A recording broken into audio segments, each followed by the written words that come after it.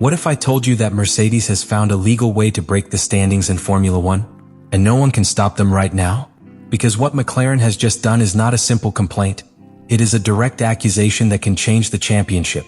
A trick hidden in the MGUK that allows Mercedes to maintain maximum power until the last thousandth of the lap, while the rest lose performance just before crossing the finish line. And the most serious thing is not only the advantage. It doesn't seem illegal. So the question is inevitable. Are we facing a technical masterpiece, or the biggest regulatory gap of the new 2026 era? Formula One has always been a sport where the line between genius and controversy is extremely fine, but what is happening right now with McLaren, Mercedes, and the FIA goes far beyond simple technical innovation. We are facing a conflict that arises directly from the heart of the 2026 regulation, a regulation that promised equality, energy control, and a new, more balanced era, but that in practice has opened a door that some have known how to take advantage of better than anyone. Because to understand why McLaren has decided to raise its voice in this way, you must first understand the context in which the championship finds itself. McLaren is not just any team at the moment, it has dominated the recent scene with extremely aggressive technical development, with a car that has evolved in practically all its key areas and that allowed them to position themselves as a clear reference on the grid. However, even with that level of performance, there is one area where they can't compete: ranking. And in today's Formula One, classification is everything. It's not just about starting first, it's about controlling the race, managing the pace, avoiding traffic, imposing strategy from pole. Therefore, when one team finds a systematic advantage in the fastest lap, the impact is devastating for the rest. And that is exactly what is happening with Mercedes. This is where the famous hybrid system, the MGUK, comes in, one of the most important pieces of modern performance in F1. This system not only provides extra power, but defines how and when that energy is deployed throughout the lap. The regulations clearly establish that this deployment must be progressively reduced towards the end of the lap, which forces all teams to lose power right in the final meters, at the most critical moment of the turn.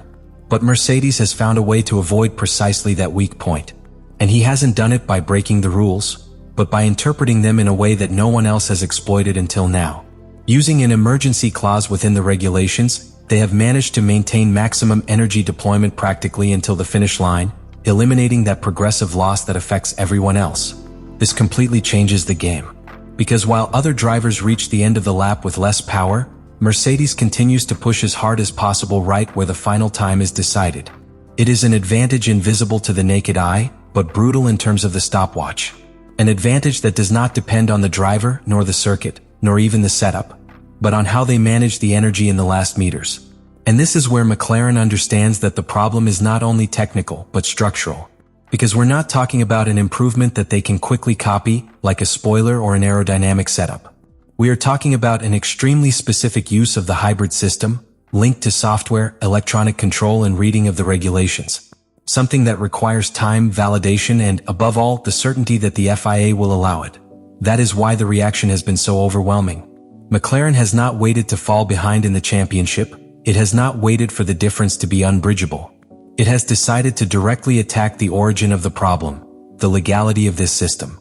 And it has done so by bringing the situation to the FIA along with other teams that are also harmed by this interpretation of the regulations.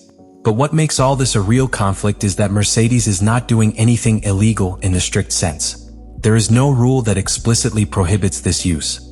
And that is where the real dilemma begins. If the FIA decides to intervene, it will be changing the rules in the middle of the game. If you don't, you'll be allowing an advantage that can decide championships. And while all this is happening in the offices, the consequences are already being seen on the track. Differences in classification that are beginning to be suspicious, strange behavior in the cars when that system comes into play, and a growing feeling within the paddock that something does not quite fit. But if you thought it all ended in a simple advantage in qualifying, this is where the story becomes much more dangerous for the rest of the grid. Because what Mercedes has discovered not only gives them one more pole, not even an extra tenth, it gives them something much more valuable: total control of the most important moment of the entire weekend.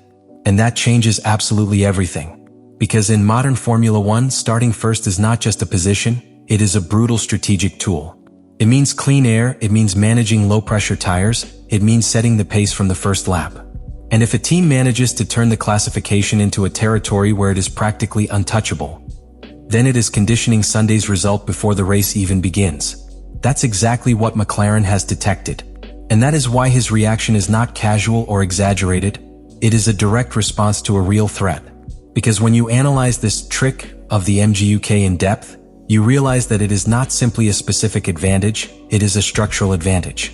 Mercedes has turned a regulation limitation into an opportunity. Where all teams see an obligation, reducing power at the end of the lap, they see an exception they can exploit. And the most brilliant and controversial thing is that the system does not penalize in the real context of the classification. That 60-second block that should theoretically balance things out, it just doesn't matter. Because it happens at a time where performance is not relevant.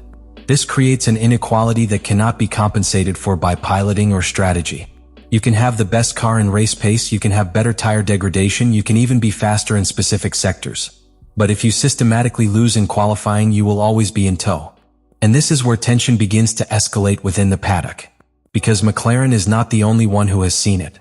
Other teams have also begun to understand what is happening, but there is a huge problem.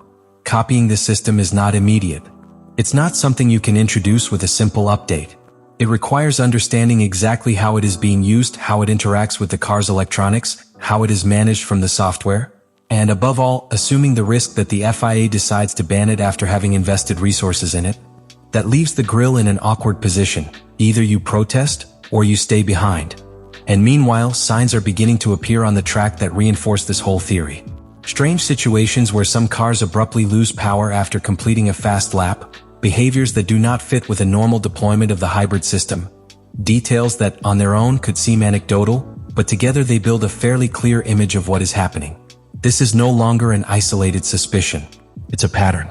And when a pattern appears in Formula One that explains a clear competitive advantage, history tells us that there are two possible endings.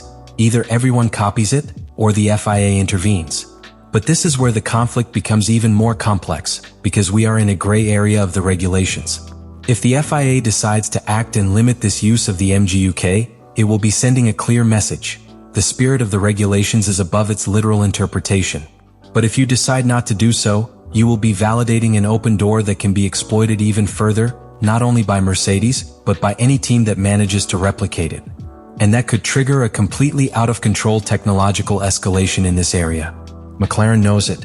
And that is why his movement is not only defensive, it is preventive.